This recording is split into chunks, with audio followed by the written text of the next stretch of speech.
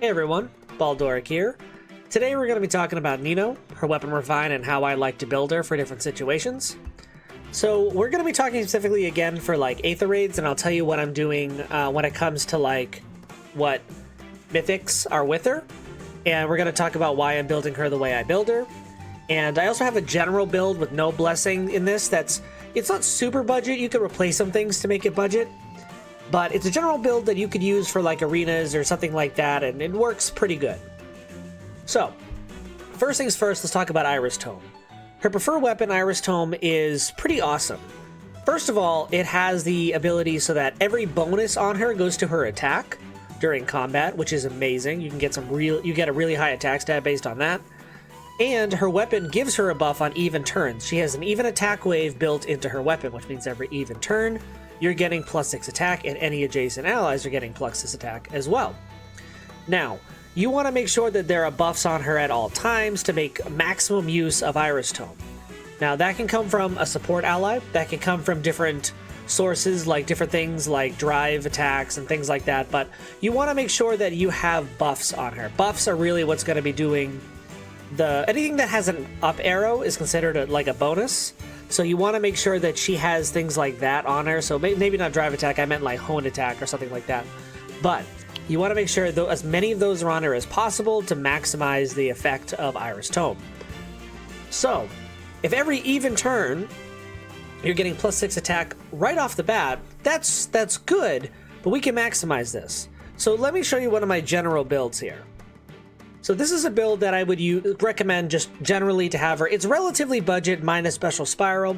If you don't have Special Spiral, you could swap this for something else.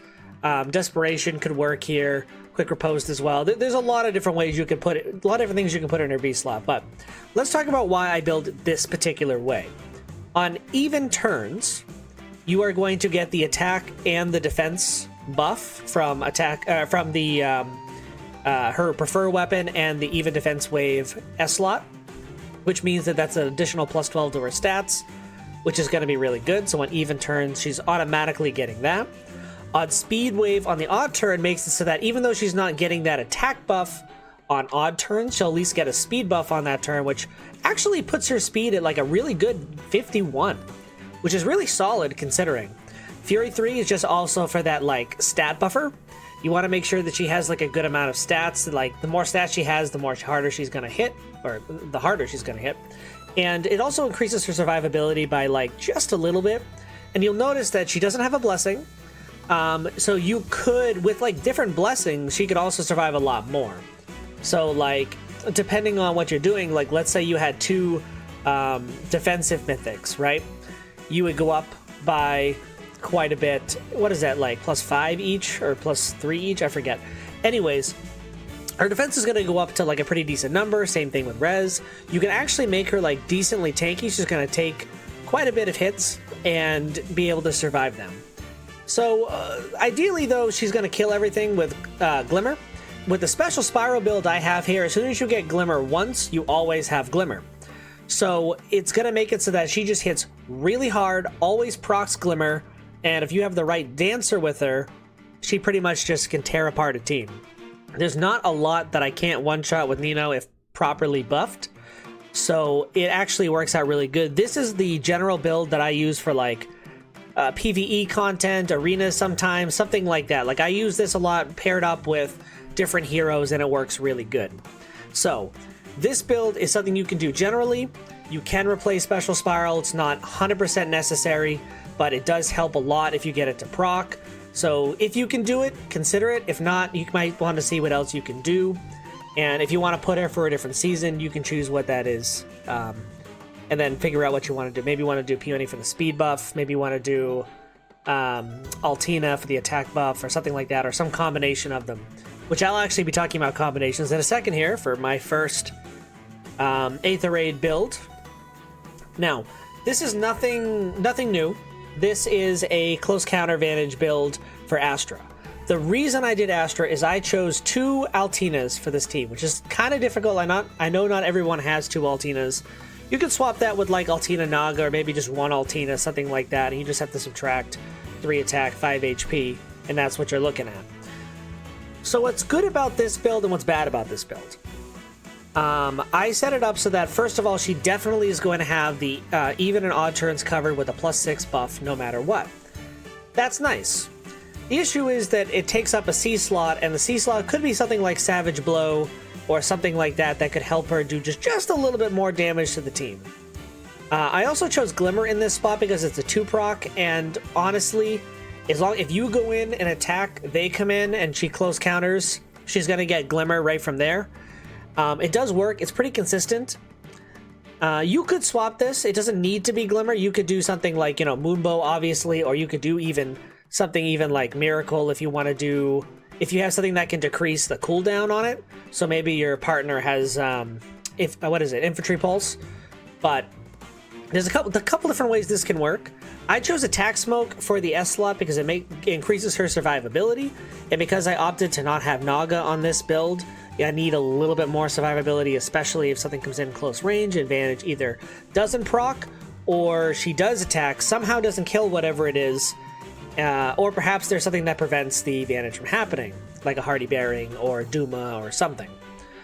So there's a couple things that could that can stop this. It's not like the most consistent build I've made for her.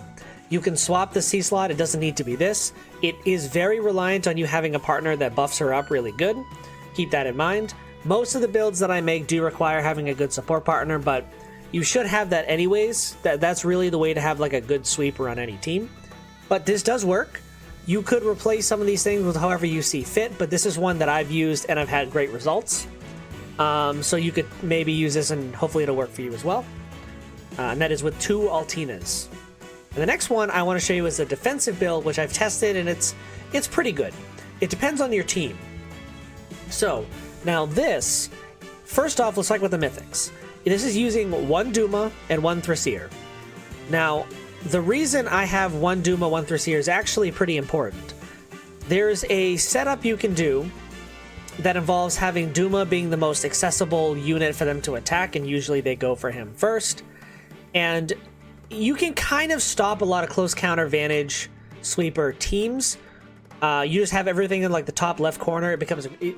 I'll show the build at some point on stream, but basically your build is something that prevents it from... Nino's not going to get hit most likely, and Duma's going to tank the first, maybe even the second hit, and then you're going to be able to go in and do some damage. You have like 2 dancers or maybe 1 dancer on the team. She can usually attack twice, and the second attack is going to be a Glimmer, possibly, and if not, the third attack would be, and she just hits really hard. Also, the buffs coming from her, the Speed Wave and the Res Wave, are really nice, so even turns are going to be really good for them.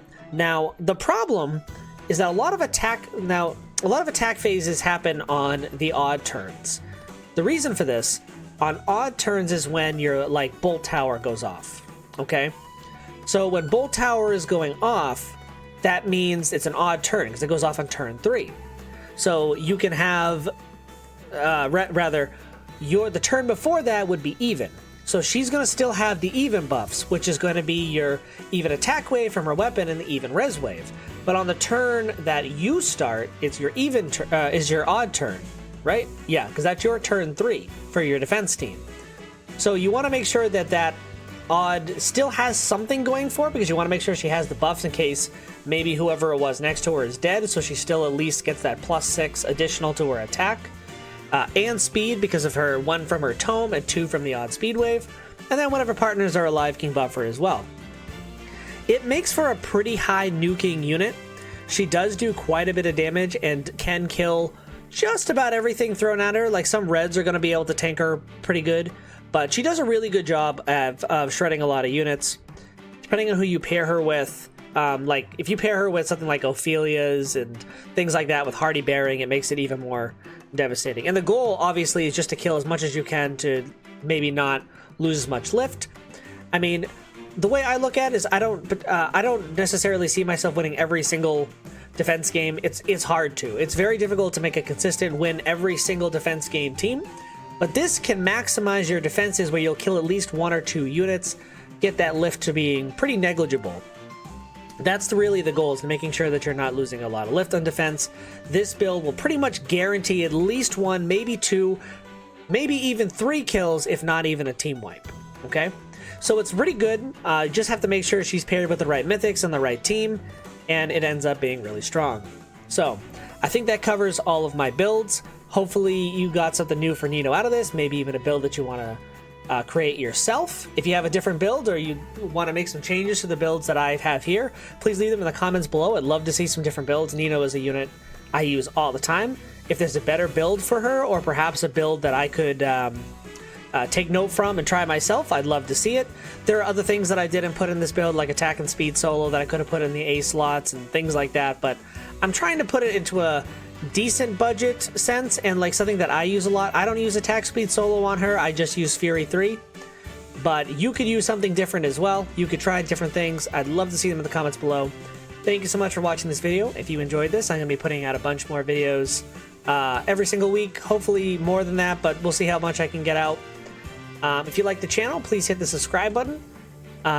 Any support really helps. You can follow my Twitter and Twitch. I will be streaming more soon. And I post a lot of the stuff that I'm doing on my Twitter for updates and things like that, or just general Fire Emblem news and any of the games that I'm going to be playing. So, hope you enjoyed the video, and I hope I see you next time.